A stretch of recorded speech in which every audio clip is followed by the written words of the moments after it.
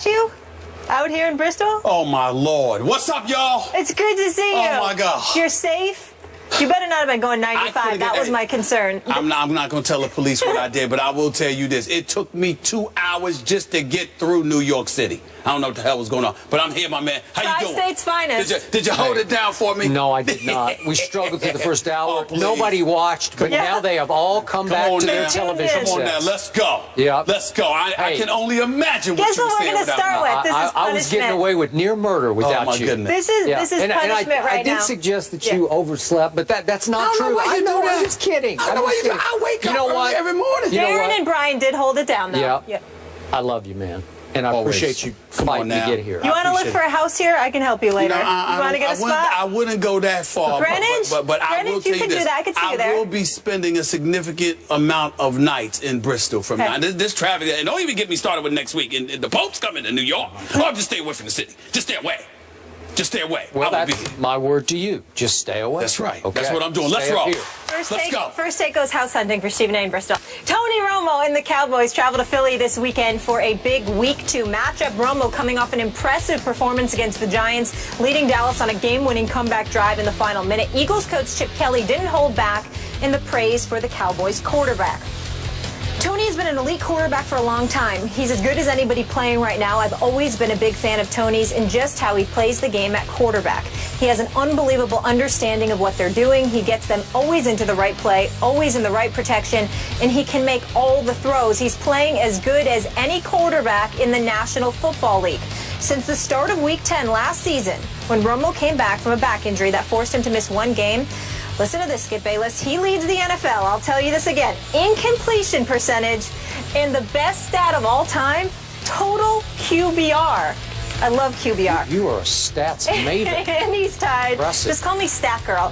And he's tied for most touchdown passes. Stephen A., where does Tony Romo rank amongst the best quarterbacks in the NFL? Let me say something right now. Nice watch. I was annoyed when I saw this quote from Chip Kelly. I really, really was. It was quotes plural because he went on and on and on. He went on and on and on and on and on. I want to make sure that I preface my comments by saying that I know that Tony Romo is gifted. I know that he's no scrub, considering the fact that he was no first-round pick, that the expectations were minimal and all of this other stuff. I totally get Skip Bayless. This is Tony Romo we're talking about here. Undrafted. This is Tony Romo we're talking about here. Skip Bayless, I'm looking at his numbers right now. 33,626 yards already, 65 completion percentage. I mean, completed about 65% of his passes. QBR, that's gone out there. The quarterback rating last year of 103, 113 the year before that. Tony Romo can ball. Nobody is making that argument. But let me tell you what makes me sick to my stomach. Here we go. About this quote from Chip Kelly. I am sorry. When is the requirement for winning going to be paramount? Last time I checked, when you talk about a quarterback, it's about what you do when it counts. How many games has Tony Romo been in that actually count? This is his 10th year as a starting quarterback in the National Football League. What is his record? 2-4. How many playoffs has he been in? 1, 2, 3, 4. That means 5 going on 6. And this man has missed the playoffs, okay? I am so sick and tired of everybody sitting there and kissing Tony Romo's you-know-what as if he's some Super Bowl champion. I am sorry, Dallas Nation, Cowboy Nation, the pathetic fans that they are. I can't stand any of y'all. That's right, I said it. I'm talking about the fans. I'm talking about the fans, okay? Here's my deal. I just want to know. The stadium is in Arlington, Texas, right? And I do believe that Dallas, the city of Dallas, Texas, I recall there being a parade for the Dallas Mavericks back in 2010. I recall there being a parade when Michael Irvin and Emmitt Smith and Troy Aikman won the team back in 1995 with Barry Switzer, or 2 years, 3 in the last 4 years, not the year before that, but the year before that, the 2 years before that, with Jimmy Johnson as their coach. I recall that. But in the last 20 years, I don't recall seeing any parade in Dallas. More importantly than that, on top of it all, I don't recall seeing anything when it comes to Tony Romo. So I can't take it. This dude, he can ball. He's no scrub. But Tony Romo is relevant from September through December.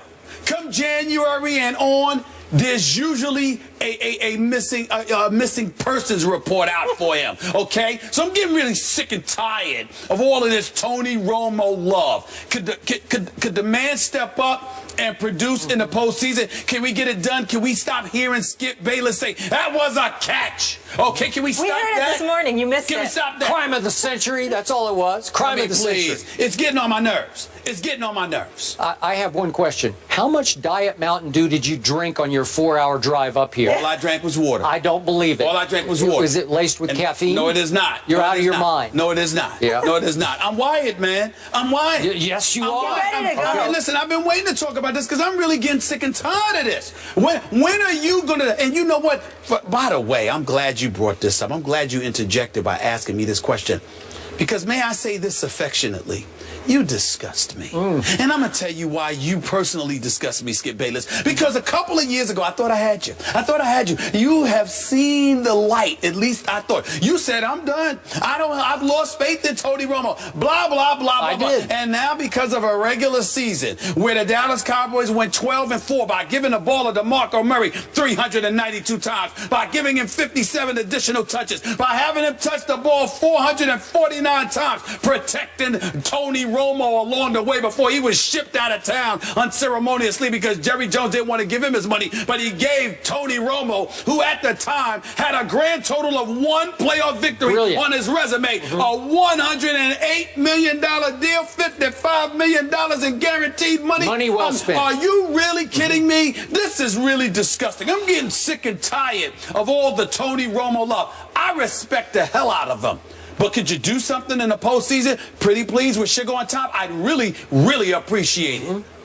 Okay. I have a couple of questions for you. What questions, man? Once upon a time on this show, did I not call him Tony Romeo? Do you remember those days? You called him Lil Romeo. I called him a lot of things. I called him some names off the air that I would never say on the air because I was sick and tired of Tony Romeo, who became that is accurate. Who became Tony Ono. You are in mid-show form already. You've lost your way. You've lost your way. I have not lost my way. Wait a minute. I found my quarterback. I didn't lose my way. I found my quarterback because Tony Romo's career did not begin until last regular season. I've told you 29 times that it won't go through that thick skull of yours into your brain, which is considerable, that Tony Romo has grown up on and off the field. He has become a father and a husband and a leader of the Dallas Cowboys, and his back surgery required him to give up his first love, which is golf. He can't play. He's told friends of his, I will never play golf again because I can't risk my back. I'm afraid from game to game that he risks his back thanks to that cheap shot of one of those New York Giants on that interception. You know, his back. I have no recollection of that. I have no recollection of that whatsoever. You mean the quarterback was in the middle of the play trying to get the guy that he threw the interception trying to get out of the way. Really? Trying to get out of the way. From behind. Trying to get out of the way. By a cheap shot in New York. Trying to get out of the end zone. Got out of the way right by the end zone. You know I'm right about this. I don't know what you're talking about. Okay. All I know is that last year I saw a new guy. And unlike you, I don't get dug in on my opinions. I'm willing to change. Really? Yeah. That's hilarious. That was funny. That was hilarious. Go ahead. All right, got me on that. There you go. But I'm using the eye test. I'm just watching the games and I'm thinking, I don't know this guy last year. I'd not seen him play to that level. DeMarco or no DeMarco. And by the way, they're going to be just fine without DeMarco Murray because Julius Randle can flat carry the mail. Oh, we know he can carry a lot of things. Yeah, we know Julius Randle can carry a lot of things. Absolutely. Carry him right out of the store. Absolutely. Cologne and a pair of drawers. Yeah, he can carry a lot of stuff. So I'm going to remind you once again, my favorite stat, QBR last year, Tony Romo lapped the field. Aaron Rodgers was 7 points behind him. He goes from 83.6 QBR, which is just for a whole season spectacular, way down to Aaron Rodgers at 77.4. Let me finish. Go ahead. Let me finish. Go ahead. So I'm looking at the QBR, and you know, the bad man, Aaron Rodgers, I give you that, although he's like 2-4 since his Super Bowl in the postseason, but I won't get into that right now. But the point is, when I just do QBR rankings, Romo lapped the field. So right now, The best quarterback in football is Tom Brady. Yep. The second best, I will give you, is Aaron Rodgers. The third best on pure performance over the last season is Tony Romo. Nope, it's Tony Romo. My question was going to be to you. Yes. If Aaron Rodgers, that bad man that he is, had a running back that he could give the ball to 392 times. He does, but he throws it too much. Eddie Lacy is no DeMarco Murray. I like Eddie Lacy. I don't know. I think he's right there. DeMarco Murray. I think he's right there. 1,800. All right, I'll give you a better question. Not last week's DeMarco Murray. If Aaron Rodgers had somebody to give the ball to 392 times, 449 touches, 1,845 yards rushing, behind that massive offensive line, what would Aaron Rodgers do? Are you kidding me? It ain't even offensive line. What would Aaron Rodgers do? Are you kidding me? It ain't even in the same ballpark. As my man Tom Jackson so eloquently has stated to me on many, many occasions, watch live action of Aaron Rodgers throwing the football, and you will see that no one, I repeat, no one throws a football the way that man does. Now we look at Tony Romo, and all I'm trying to say to you is this: the Skip Bayless that I have known for 2 decades is a Skip Bayless that kind of measures. Yeah, you get a little lost with the Tebow thing and stuff like that, but for the most part, I wasn't lost. He had the greatest run in the history of the league in 2011. I don't mean it that way. I'm just talking about in terms. I'm just talking about in terms of winning championships. I mean, he's not a part of that conversation. He just won the division in 2011. Yeah. I'm just talking about championships. I'm just talking about championships. Yep. Tim Tebow or anybody like him who was in the league as a starting quarterback for 9 years. Usually, your criteria mandate that they at least get to a conference championship game. Tony Romo hasn't even done that. What is all of this stuff? I mean, where's the parade? What's all the celebration about? You know what the celebration about is, Skip Bayless? And you need to be real about this. He was here. Like you said, he was nowhere. And then somehow, some way he saw the light and came into relevancy with most of the other NFL quarterbacks in the NFL. That is what happened. Because prior to that, prior to last season, there were 4 consecutive seasons, a 6-10 season, and then after that, 3 consecutive 8-8 seasons where they lost on the last game of the regular season to one of their division rivals for the division crown. That is Tony Romo's resume. In 1 year, he shows up, and he's the second coming of Johnny Unitas or Joe Namath or somebody? Yep. This is ridiculous. He's Namath plus Unitas, all rolled into one. Really? Yeah. Says who? Because you know what? He won 2 playoff games last year. He won 2 and could have won 3 if the second one hadn't been stolen from him by the referee. He didn't win, did he? Huh? You can't win when it's stolen from you. You lost. Well, that's what they said, but he actually won the game. Did he make the throw to win the game to Des Bryant? Did he make the throw? Did the Green Bay Packers play in the NFC Championship game, or was it the Dallas Cowboys? The NFC Championship game? The NFC Championship game. It was the Green Bay Packers versus the Seattle Seahawks. Yes, it was not the Dallas Cowboys that played in that NFC Championship game. If they had. Wait a second. What happened during the regular season when you laughed at me about Dallas going to Seattle? What happened in that game? You know what? What happened in that game? I told you yesterday, me wearing a Tony Romo jersey and a Dallas Cowboy hat on my birthday was the hardest day of the year for me.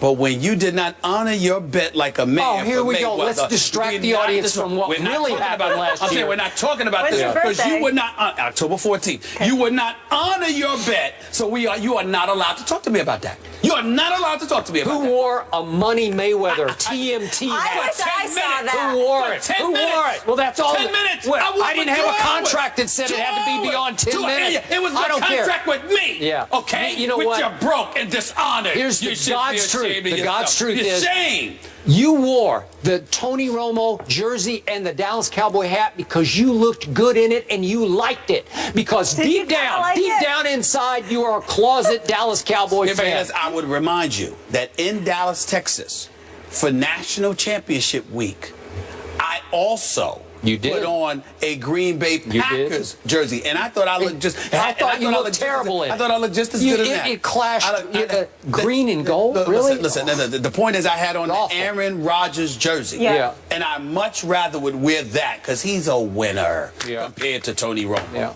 By the way, Dallas did throw one parade. It's when we came back for our show. We took our show there, and they threw me a parade, right? Oh. I don't recall. I don't remember that. I do The recall mayor the came and giving gave you me the a key to the proclamation, city. right? Well, you keep I'm the key to kidding. the city for Dallas. Yeah. I do have the key to the city You've for got South lots Beach. of keys, I feel South like. Beach. Yeah. South Beach. It was All right, special. Stephen I'll A. take came Dallas. in guns a-blazing, fired up, I'm ready. mid-show form. These two fired up about Marshawn Lynch's mom yesterday, that whole Facebook post, differing sides. Well, the coaches have reacted. We'll get into that next. Pete Carroll and Darrell Bevell, their response. Make history.